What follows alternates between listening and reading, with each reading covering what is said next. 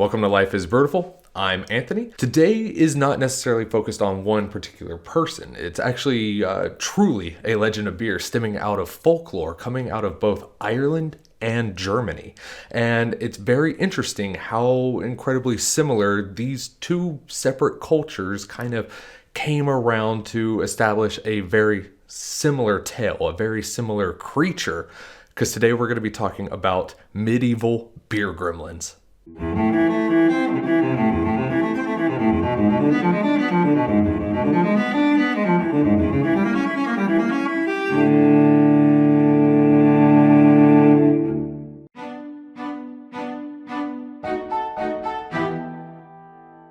So starting in Germany, in the region of Germany out east known as Saxony, there is a tale that stems way back before the actual establishment of what we would now call the country of Germany, back when it was just a bunch of Germanic tribes out there. They had a bit of folklore where there was this gremlin who would live inside of the different breweries and pubs and any type of establishment that had stockpiles or reserves of beer or produced beer, known as a beer sow.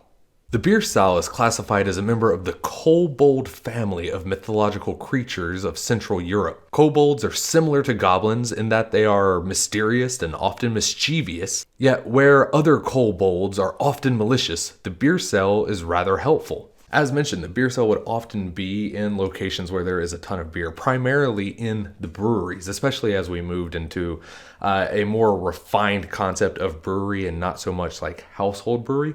Regardless, the beer sow would offer his services. He would come in, he would live in your cellar, your tavern, anywhere that beer is in abundance, and he would perform menial chores, maintenance on machinery, he would clean beer glasses, but just little menial things to help out the brewery, which provided him his main source of happiness and possibly nutrition, beer. And it was often a very harmonious collaboration between the breweries and their beer sow basement goblins. The brewery would give them beer, daily rations, and they would perform their menial tasks, and everyone was happy. I have seen some spellings depict the beer sow as the beer esel, which translates in German to the beer donkey, which makes sense since the beer sow was seen as a useful, helpful creature like a donkey. However, if the brewery failed to provide the daily rations to their beer sow, he would start to act out a little bit, get a little bit malicious, and he would perform mostly harmless pranks, going around hiding equipment, maybe causing some machinery to break down, taking tools, misplacing them, just harmless pranks. But these pranks would continue and possibly escalate until he was given what he so greatly craved, beer. Which I think is a rather fair accommodation. If he's providing a service, if he's, basically an employee, all he wants is his fair payment, his ration of beer. So it seemed that the beer sow was rather, harmonious. It synergized well with the brewery and everybody was happy. Moving over to Ireland, their beer gremlin is a little bit harsher, not quite as nice, because there they have the clericon. Clericons are part of the supernatural wee folk family of Irish mythology, akin to a leprechaun. The clericon was known to adopt a family, usually a more well-off family, an affluent family that had a pretty well stockpile, a reserve of beer, wine, spirits down in their cellars. And by adopt, I mean they would just kind of show up, whether you wanted them there or not. The 19th century folklorist Nicholas O'Kearney described the clericon as a jolly, red-faced, and drunken little fellow, and was ever found in the cellars of the debauchery, Bacchus-like astride of the wine butt, with a brimful tankard of wine in his hand, drinking and singing away merrily. Any wine cellar known to be haunted by this spirit was doomed to bring down the owner to a speedy ruin. There are some similarities in some of the stories I've seen where clericons will actually help maintain a cellar or something like that.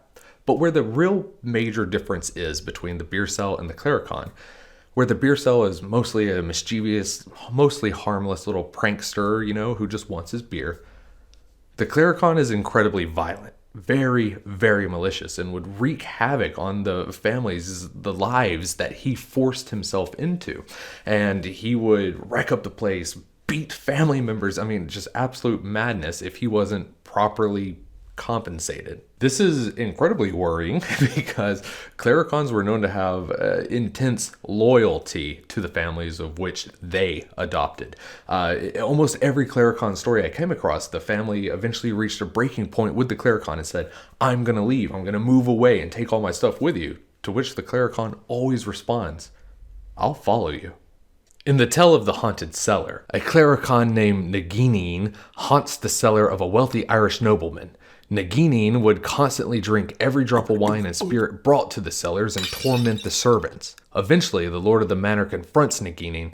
Naginin refuses to move away due to the high quality of booze he receives in his new home, and when the lord threatens to move away, leaving the clericon behind, Naginin threatens to follow him forever.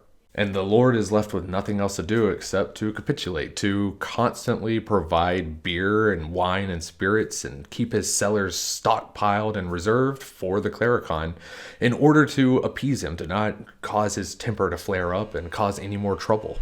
In another tale, a clericon named as Little Wild Bean took up residence within the cellars of a Quaker man, a man named Mr. Harris. Mr. Harris and Little Wild Bean, they actually struck up a rather mutually beneficial relationship, as opposed to Naginin, who was basically just, "I'm here to drink your stuff and wreck your house." Mr. Wild Bean, Little Wild Bean, he, as his friends know, he would actually properly maintain and manage the cellar, as going as far as if a barrel or a cask was to spring a leak, Little Wild Bean would actually go inside and plug up the hole until it could be properly mended.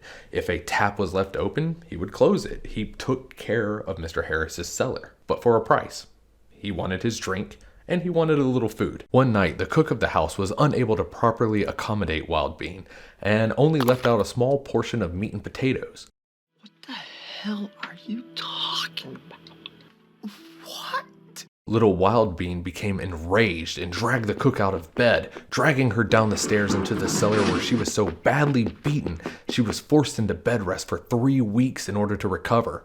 When Mr. Harris grew tired of their arrangement, he threatened to move, to which of course Little Wild Bean responded with the threat of following him wherever he goes.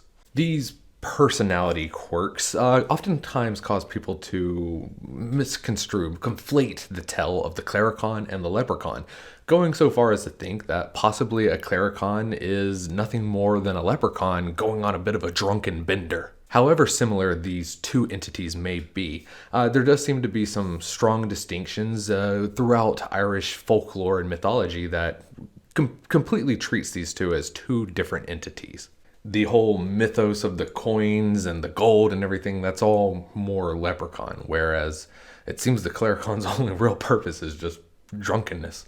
So if you are being threatened by a wee fairy folk, and he doesn't have a beer, a wine, something, a stein in his hand, then it might be a leprechaun. Now, the beer cell and the clericon, definitely not something you would want to be in your household, although if you have to choose, I would definitely go with the beer cell of Saxony.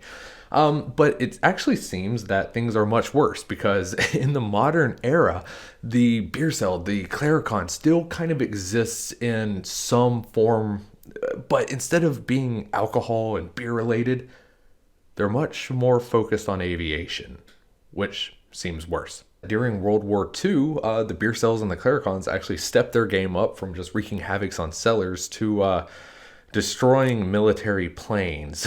In England, in Kent, England, there was a beer cell. Very interesting that it was actually a beer cell instead of a clericon, seeing as the close proximity to Kent, England, and Ireland as opposed to Saxony, Germany. But regardless, there was a beer cell known as Hodefellow who resided within the Grimmlins brewery of Kent, England. Now, what I like about Hodefellow was that he was a typical beer cell in the sense that he wasn't malicious, he wasn't mean, he just wanted his drinks, he wanted his beers, and customers would actually leave out bowls of beer for him overnight to consume as he so pleases. But I like that he was described as often riding atop of a little elephant. During World War II, the author Roald Dahl began writing stories and telling tales of the Grimmlins leaving the breweries, going to Royal Air Force bases where they would wreak havoc on military planes for seemingly no reason. Maybe it was because Hoedfellow was German.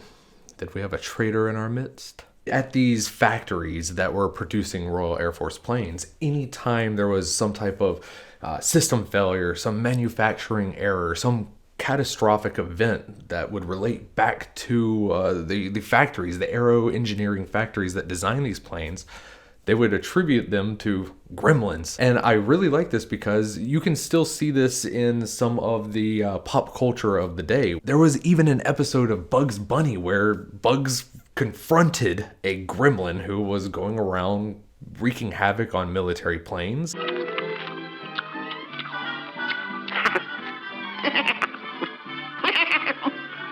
Hey, get a load of this, folks. It says here, a constant menace to pilots are the gremlins who wreck planes with their diabolical sabotage. Gremlins. Oh, murder. Gremlins. What a fairy tale. Little man. Oh, brother. Then, of course, there is the most famous example from The Twilight Zone where William Shatner is haunted, tortured by a gremlin on the wings.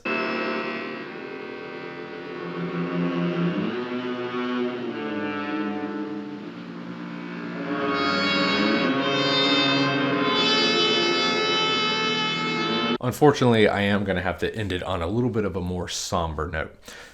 So the thing is, all folklore is kind of steeped in reality, in a sense. Looking at the beer gremlins through this context, the beer cell could be an example of, drinking a little bit too much on the job. You fail to properly maintain your equipment, causing it to break down. You lose your tools because, who hasn't got a little too drunk one time or another and lost their wallet or something like that? You know what I mean? But looking at the Claricon through the same lens, it's a little bit more disheartening.